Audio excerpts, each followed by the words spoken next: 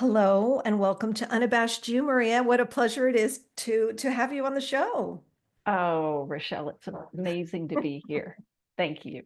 Yes, Maria was recommended to us by guest Amber Jean Parker. And I just, as soon as she said, you've got to check her out, I was like, okay, it's done. Let's do it. So I appreciate when guests have other people. I think there's so much that we go through and that we can share. And I think that's such a huge point of why we're even here in the first place. Absolutely. And I just want to give a shout out to Amber. I'm eagerly anticipating her upcoming book and just appreciate her being willing to recommend me. So it's great Yes, to and be and here. Amber's book is about caretaking somebody who has struggled with she calls it it's suicidality, and that seems kind of like a newer word because when you type that in, they'll tell you it's wrong, I mean on your Word document or whatever. So Right. yes, she's doing important work. I know you are too, and I'm looking forward to learning more. Is there anything you want the listeners to know as we get started here? Well, I know that I want them to realize that I am a daughter of the King. So I'm a Right. Christ follower.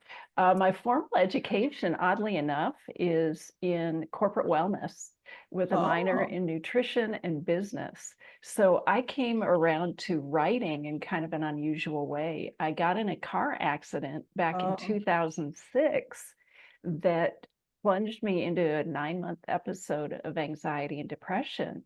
Oh my And gosh. yeah, after that, after I came out of that period, I actually was, my husband and I were on our way down to Florida.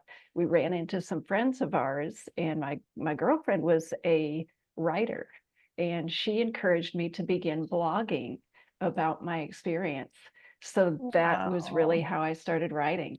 So that's kind of a fun fact. I've currently published 4 books, Oh my children's series.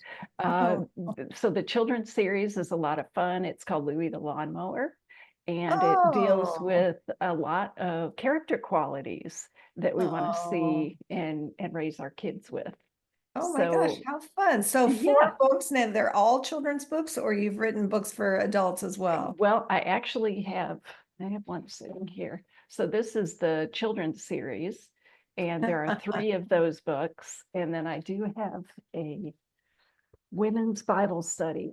And that Uh, one is on the fruit of the Spirit, and it's called okay. Outrageously Fruitful.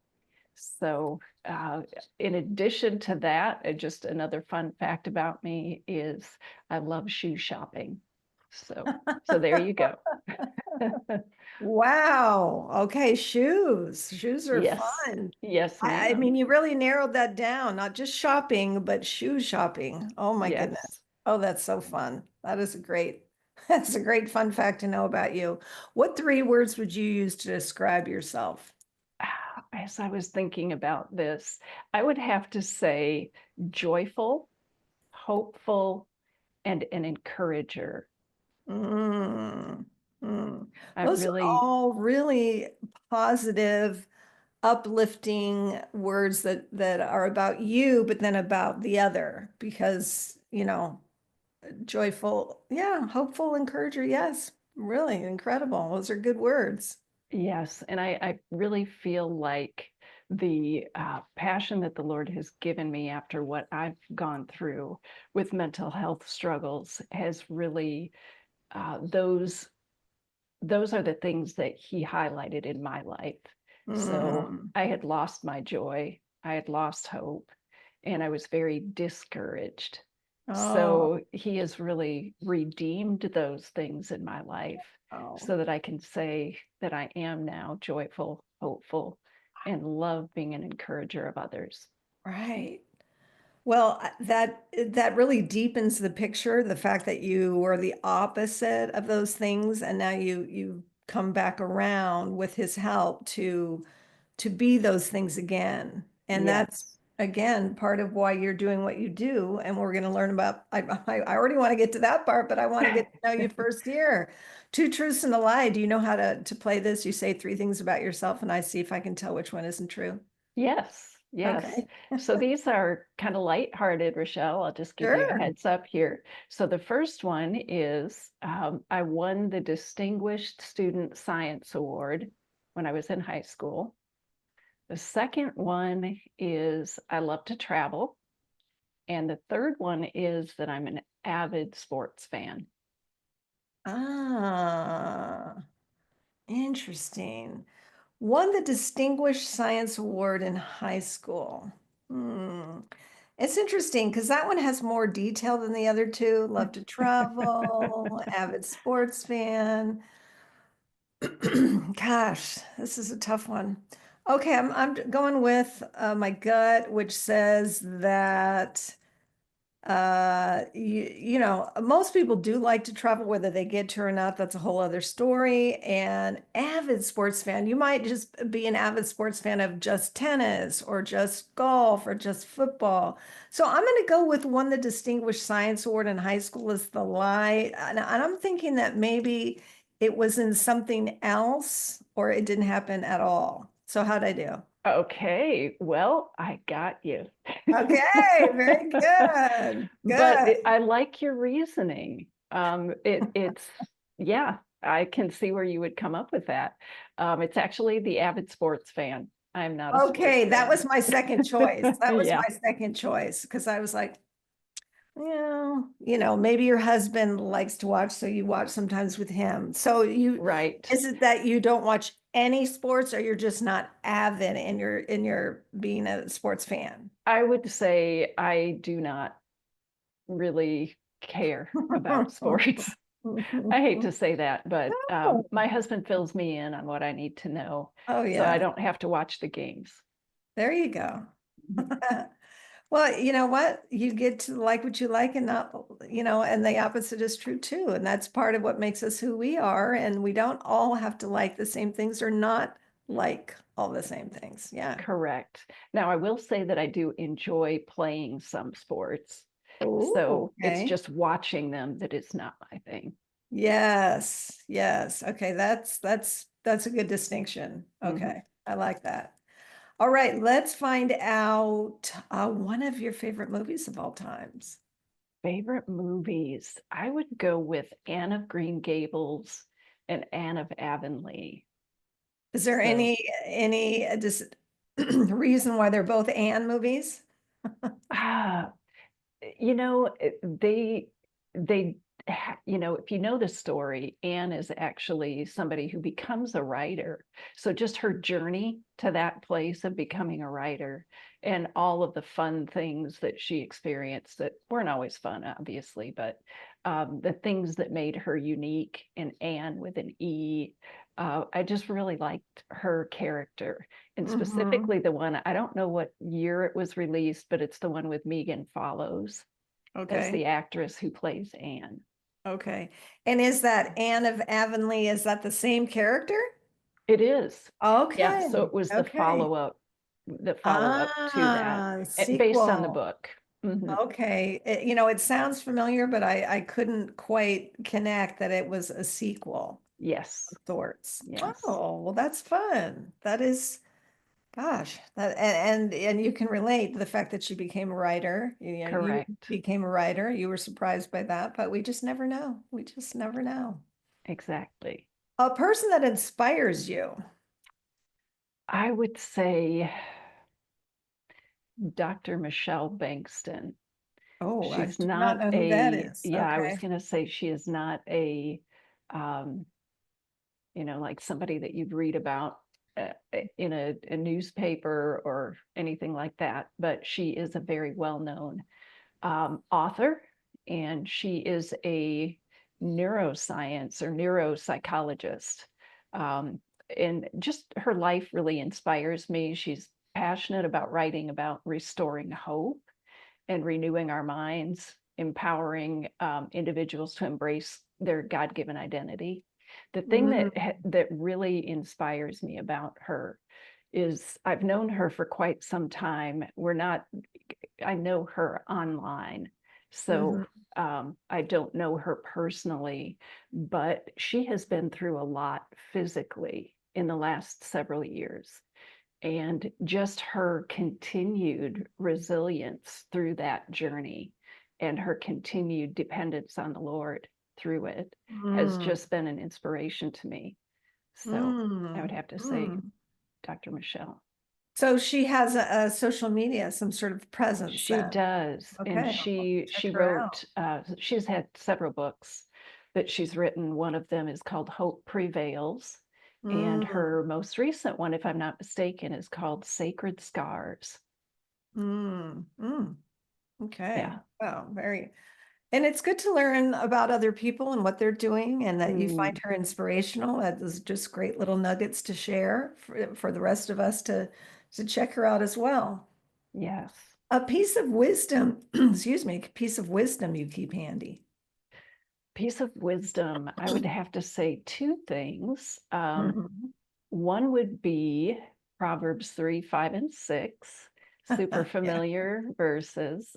Trust in the Lord with all your strength and lean not on your own understanding. In all your ways acknowledge him and he will direct your paths. That is something that was that I lost sight of when I went through my own journey with Hmm. anxiety and depression. So it's really a something that I cling to now, and it keeps me on the right path. Hmm. And then the other thing that I've learned, and this is more again along the journey that I experienced, and it's living in open-handed surrender because I Ooh, had a control issue. ooh, So really being careful to open ooh. my hands and surrender and be willing to embrace what God has for me versus trying to control the situation. Now, did you sort of coin that, so to speak, or did you? I mean, it's Yeah, not like these words are unknown to us or unfamiliar, but right. the way you've put them together, Yeah. So it was not anything I read, at least not consciously. right? It's definitely what the Lord impressed on me that I needed to live in open-handed surrender. Mm, Hmm. just, I mean, of course, many of us are familiar with the Proverbs 3, 5, 6, and obvious great words and truth and all of that. This Yes. one that you've coined, living in open-handed surrender, is really, it's very Mm, powerful and very impactful. And it seems like they don't go together, and yet that we know they totally do. They totally, yes. uh, Yeah. you're willing to release, you're willing to take in Hmm. a lot of truth there. Yeah. Wow. I can see why you ended up being a writer. That sentence Uh, alone is I'm very moved by that. All right, Maria, we're going to take great. our deep dive. As you know, we are talking, let's talk about mental health. That's the series that we're in now. And you have alluded to anxiety and depression Hmm. as subsequent from after a car accident. And so I don't know if that's the time that you're going to share about, but tell us a time that you struggled. Right. So that was back in 2006. And I had gone through a series of, you know, just I had a great Christian counselor at the time and really had thought at the end of our sessions that I was good. And I did end up being able to function uh, fine for about a 17-year period, believe it or not. So 17 years, we'll fast forward, and now we're in 2020. Yeah, 2020, the infamous year. So what happened is we actually began caregiving for my mother-in-law.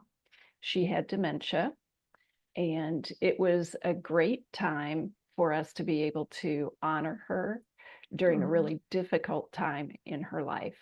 So we had her for just 3 months, but each of my husband's siblings were taking her for that period of time. And I recall several times she was a very sweet sweet lady, but as you know, with dementia, things can kind of go off the rails. Mm, And she would tend to do things that were unsafe. She would try to come mm. downstairs without any help. She'd Oh try to gosh. walk on the, downstairs without her walker. And on one particular occasion, she told us that she was going to walk back to Ohio. So we live in Georgia, and Oh gosh.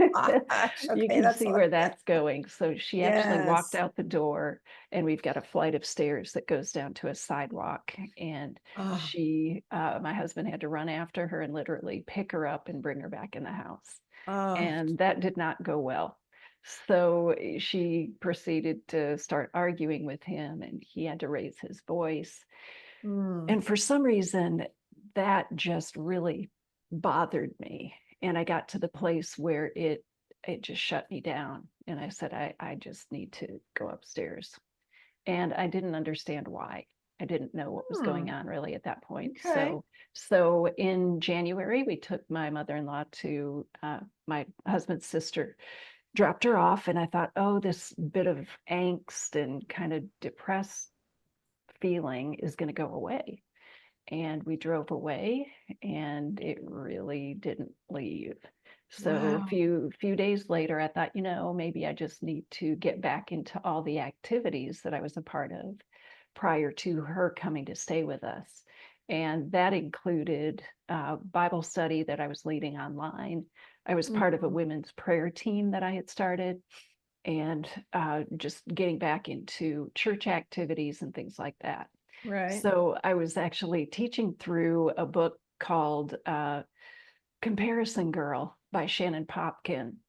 And it was really interesting because the further I got in that study, the more I realized, you know what? I'm doing exactly what the author is telling me not to do.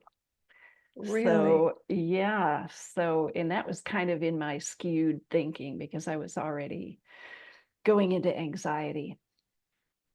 Was that, So, as you look back, was that kind of the beginning? Like it's almost like smoldering, sort of yes.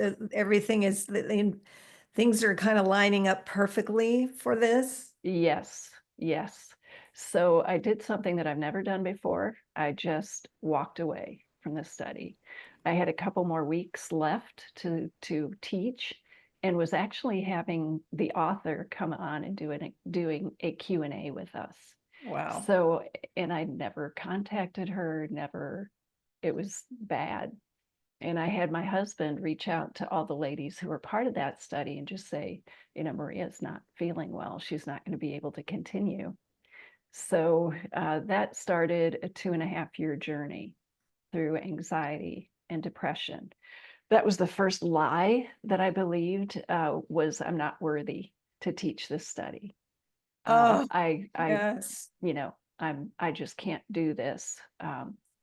So that was one of many lies. And over the course of 2.5 years, I ended up attempting suicide twice Oh my and ended goodness. up in psychosis. Oh, So, oh yeah, it was gosh. a very, very difficult, dark time, not only for myself, but obviously for my husband, who was my caregiver, Mm, and for family and friends. mm, So that's my dark time. Um, right. Okay. For some reason, I thought, uh, th was 2006 when the car accidents happened? So Correct. Yeah. that So happened. that happened. I fully recovered after 9 months. Okay. Yeah, And then, um, so then you went into I'm fine mode for a huge chunk of time, and then the yes, mother-in-law that cut. So things were sort of sitting there, kind of correct. And getting the ready. piece that I didn't understand that I Yeah. had mentioned to you earlier, when my husband and mother-in-law were arguing, and I shut down and didn't understand why. Eventually, after the Lord healed me, he gave my husband uh, just insight and wisdom to know that it was from childhood trauma.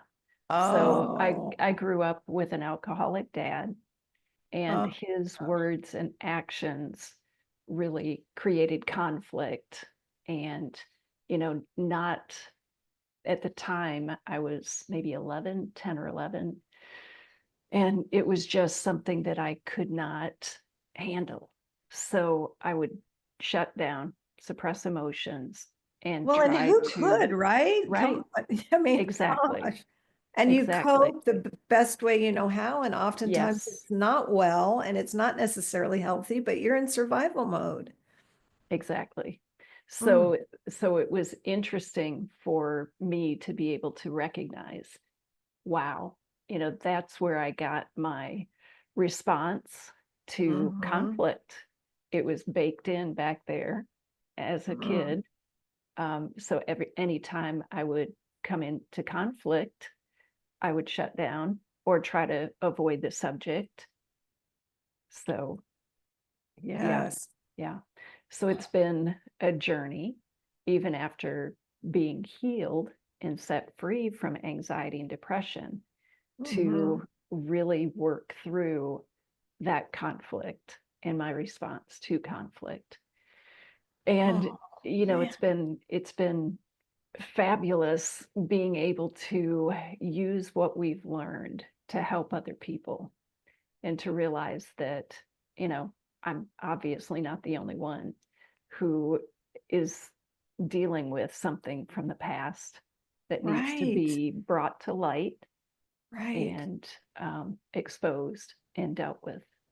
right. And So, don't you find it interesting that unpacking all of this obviously takes time and is in of itself this unbelievable journey or process of, looking at not even necessarily one thing at a time, but just it just keeps, I can't even come up with a good analogy or a metaphor for it. It just, yeah, I'm very struck by your timeline and everything that unfolded, and then the healing, the becoming aware, because it's hard to make change until you're aware, and to be aware you have to, sometimes you do have to go back and figure out, oh my gosh, that came all the way from that. exactly, exactly. And it was very the healing process was something that was very unmistakably the hand of the Lord. Okay. So what happened is my husband one evening, in fact, it was August 11th of 2023, and he had asked me why I wasn't wearing an an anniversary ring that he had bought me. Mm-hmm. And I just made excuses. And finally, that evening, I shared with him in psychosis all of these irrational thoughts and accusations. It had gotten to the place, Rechelle, where I thought that he was trying to kill me. Oh my gosh. So it was just living in my own irrational world. Mm-hmm. So he wrote down all of the things that I said that I believed, and Mm. he divided them up into categories. And he said, I am going to have our pastor and his wife and four other couples who had been close to us and knew, at least to some extent, what I was going through. They didn't know that there were two suicide attempts, they were only aware of one. But at any rate, he said, tomorrow I'm going to have them come over. At this point, I thought that I was not saved and I was really struggling. And it was just not something that I would have done, but he went ahead and had them come over. And they shared not only truth with me to uh, let me know that, yes, you are saved. But the other thing that they did was pray with me, which was so incredible. So they came over and I shared my concerns about I'm not saved. And then they, the response that I received from them was one that amazed me.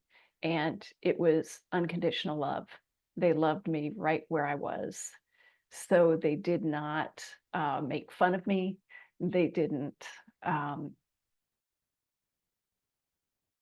oh, Okay, if you're joining us, we had a fun little technical glitch difficulty. We lost each other. We don't know why, and at this point, it doesn't even matter. But we're right in the middle of this story of Maria's life when she had shared all of these accusations against her mhm. husband in a psychotic state, and that he wrote it all down. And that's the last thing I heard. So.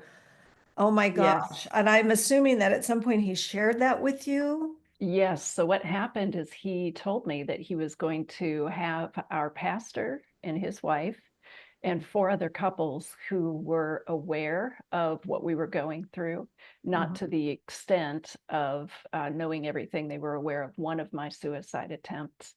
But anyway, he wanted them to come over to, number one, show me that I was saved, and secondly, to pray with me. And I said, fine, have him come over. I wasn't crazy about the idea, but I told him, I will show them that I'm not saved.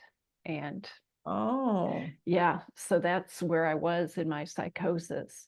I could not reconcile what I had done, my behavior, with the suicide attempts with a believer. I just could not wrap my head around Oh. that. So So they another came. lie of not being worthy. Correct. Correct. Mm. So they came over on August 12th, and it was, if you think about my mind being completely dark, the door to my mind being shut, and I Right. was involved, I was in that blackness. They came over and shared truth with me out of God's word, prayed with me. They listened to me. They listened to my concerns. And it was like I experienced unconditional love that day. Mm. And that was huge. It was the first time since my psychosis that that door to my mind cracked open just a little bit, Mm.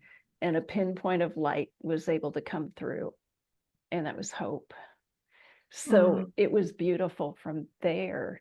Um, my husband said, you know what? He was about, I want to say, 2 to 3 weeks away from having me put into a residential facility because Mm. I was not getting better. Um, so he said, you know what? I see a little bit of difference in your behavior. So Mhm. we're just going to put this on the table for a little bit. And he ended up breaking up that list of irrational thoughts into different categories. And it was my responsibility to get with those four other ladies, and either by phone or in person, and share how I was doing. So accountability, it's huge. Wow. So over the course of the next 2 weeks, I went over to one of the ladies' houses, and she was sharing a lesson with me on redemption. She was going to be sharing Mm. this at Our Ladies meeting. And I said, okay, I'll come over and listen. And I remember thinking, and I expressed to her, I said, Shannon, I know that that's true. I know that, but I don't Mm. know it in my Right. heart. It was just something that I couldn't, again, wrap my head around what I had done, and a believer. But she looked back at me and said, Maria, is there any sin that's too hard for God to forgive or too big for him to forgive? So that day when I went home, I left with two things. One, a little more light, because I knew that that was true. So that door was continuing to open in my mind. And also an invitation I had accepted to go to that ladies' meeting. She had been inviting me all the previous year, but I never went. I had every excuse why I couldn't go because I was ashamed.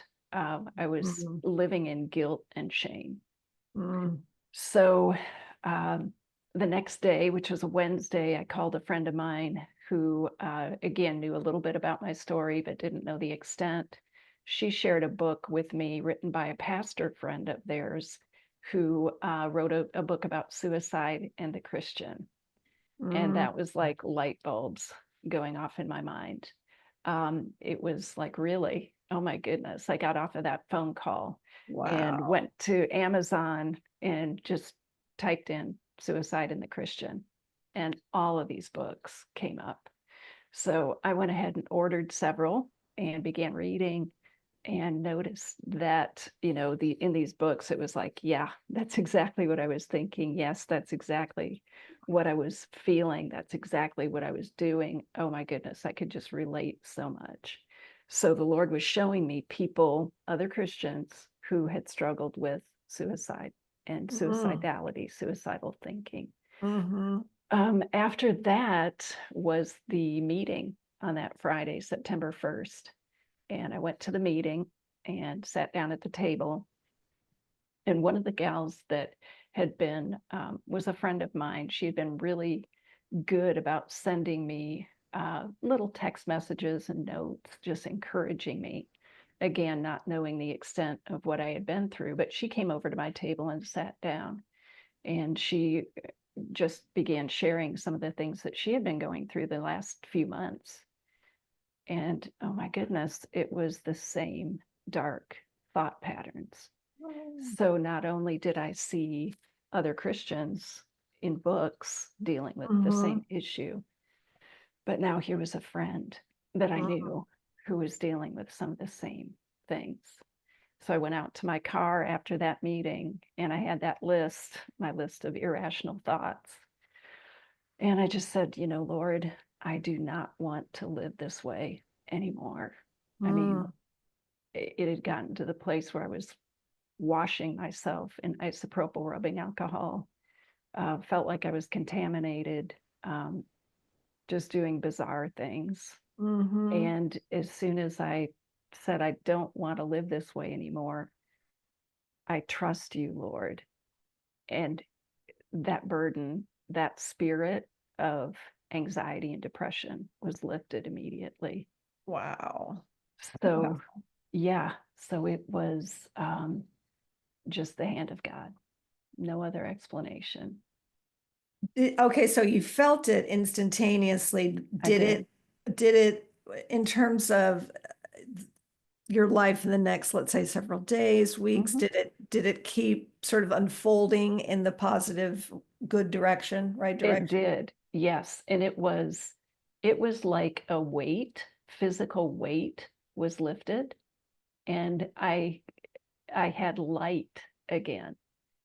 And when I say that, I mean just that door to my mind being open. It was like just light flooding in, and there was Mhm. joy again. There we go. Um, so, and that was huge. And there were so many things. I mean, I could tell you story after story, but my husband, during the time that I was going through this, he would encourage himself with music. And one of the Mhm. songs that he would listen to was Joy in the Morning. Uh, And I mean, it's exactly what we experienced. wow. So, Wow, that is, I had no idea honestly what your story was. yeah, I really didn't. And I am, words I'm finding it hard to kind of come up with words to um, appreciate the magnitude of what you personally have been through, how it yes, all like accumulated to the point of not being sustainable anymore. right, And that's when, that really, I don't even know how you want to look at it, a shift, like a whole shift happened where it's like, I can't, that's, yeah, you couldn't do it anymore. right. The way it And I was would going, you couldn't do it. and I would have to say that, just the tool or tools, schemes Hmm. of the enemy. Um, a lot of times we try to live in perfection or have Yeah. those perfectionistic tendencies, Yes. which, like you're saying, it's not sustainable, it's not real. But you tend to live from that place of wanting other people's approval Oh gosh, yes. and I understand that. comparing yourself with others Yes. and controlling things. So those are the things that the Lord has really um, been working in me, through me, to give up and to release control to Him. Right. And that it goes back Yeah, to your expression of the living in an open open-handed surrender. surrender. Oh, that is, Hmm. I have to just take a moment to feel extraordinarily grateful for your husband, really Oh, oh, grateful for his sense of commitment being lived out in very real terms on a more than a daily, probably hour by hour yes, basis. And the grace he showed you and the mercy he lived out in not likely being able to understand this firsthand, but seeing the woman he loved in, pain and agony and yeah, wanting to come alongside and refusing to give up. yes, yeah. And I have to say, I mean, his words to, there were, after the first suicide attempt, there were a few friends from our church who came over and said, aren't you just, and he did go through a time of being angry, of course, Yes. and taking it personally. But the Lord gave him just, I don't know how to express it other than an overwhelming forgiveness. And he said, if I can't forgive my wife, what kind of a Christian am I? Hmm. And And it wasn't like you could help it. It wasn't like, no, and that so many of he these things that happened to us, it's not like we had a little check sheet and went, okay, yeah, I'll do that. Okay, yeah, I'll have that. exactly. And he demonstrated love. When you think about wedding vows and Mm, how you make that vow in sickness and in health, hmm.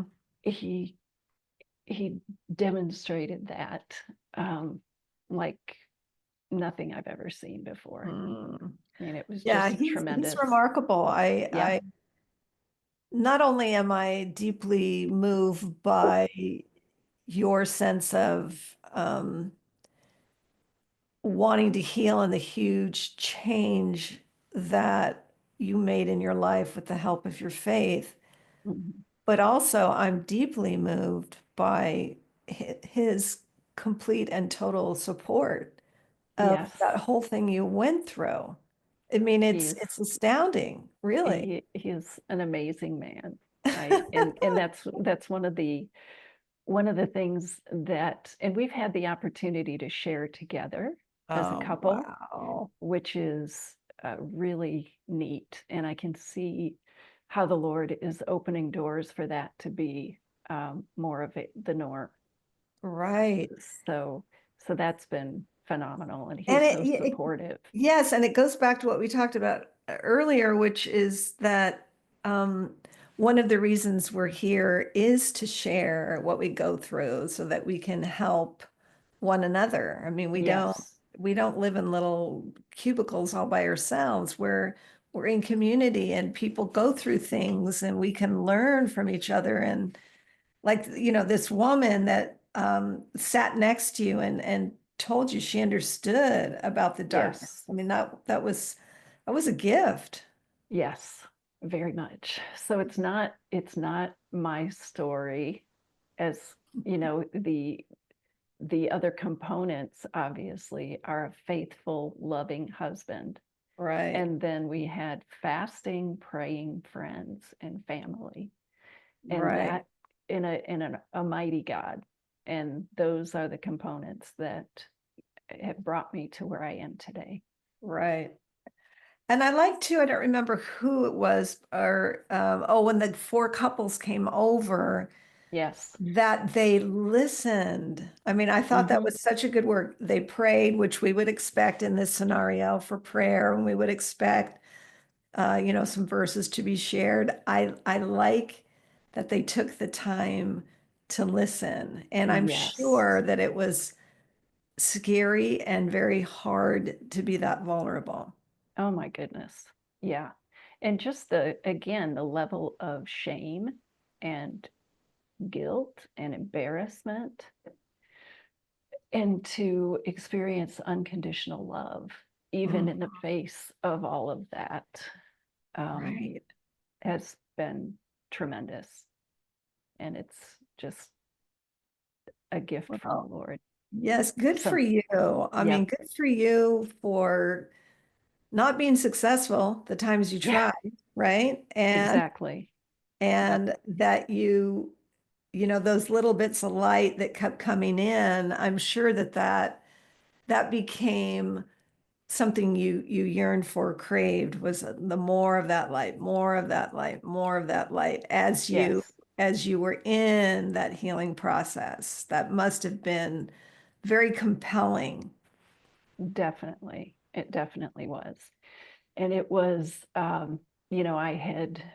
was obviously on medication at that time, and or throughout that time, had been actually since 2006, since that first episode with anxiety and depression. Hmm. But coming through what I did and now realizing the root cause really gave me hope that it Hmm. wouldn't be um, something that I would need for life. Hmm. So for myself, and I'm very careful to say, for me, because I understand that there are other people with, different, that need different things. Right, absolutely. But fortunately, in my case, I was able to work with my psychiatrist and my psychologist and come off of all medication. So that has been tremendous as well. Hmm. And I really appreciate the way you said that, because some people do need continued medication, the support of medication, depending on what their challenges Dealing with. are and all of that. And you don't need it anymore, and that's great too. I mean, there's no right or wrong, good or bad. It's Yes. every person's different. And it has been great to, because I view things from a holistic standpoint, so body, soul, spirit. And Wonderful. for that body part, I've chosen to do holistic. Okay. So that has been phenomenal for me, because I came out of psychosis with a number of health issues, as you Oh, can imagine. interesting. Oh, I Yes, see now. I would yes, not have guessed that. yeah, So it's that the body keeps score thing, right? yes, yeah.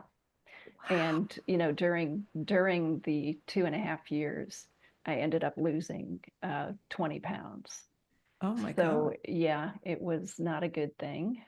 But having blood work done by my holistic doctor, we identified several things: pre-diabetes, my cholesterol was messed up, hormones were messed up, thyroid. So a lot of Mhm. different issues that I've been able to take supplementation and get those things back in decent ranges. Oh, that's great. Where can people find you? People want to follow up with you. Where can they find Yes, you? yes. www.mariaimorgan.com. Okay, so Yes, an I, because maybe somebody else already had Maria Morgan, or that's my middle initial. okay, there you go. Okay, so Yes, mariaimorgan.com. And correct. is there anything else that you wanted to say as we wrap up here? Sure. So I have been working on a book, Hope Ignited, Okay. released from the grip of anxiety and depression, that will be coming out in the summer of this year. So Okay, I give us the just, name one more time, but that was so sure. fast. Yes, it's Hope Ignited, Oh, Hope set, Ignited. Okay, correct, set okay. free from the grip of anxiety and depression. Oh, wow. And Okay, so they can learn more about that on your website. Correct. Okay. Yes, as Wow. well as my other books and Wow. And I mean, and I didn't know all of this, obviously, going in, and I feel it is really, it's really an honor to kind of step into somebody's life for a little bit and to hear some of what they've gone through and some of what they've learned, which you've shared with us here, and some of how they did it, and with faith. yes, It really is an honor to be able to have this kind of a conversation, and I greatly appreciate you taking the time to share with us what you have been through and that you are truly living out being joyful, hopeful, yes, and an encourager. It's yes. wonderful. And I look forward to continuing to be that for others and offering the comfort that God gave me to Yes, comfort others who are going through something similar. absolutely. Well, thank you so much for this, Maria. I really appreciate it. Thank you, Rechelle.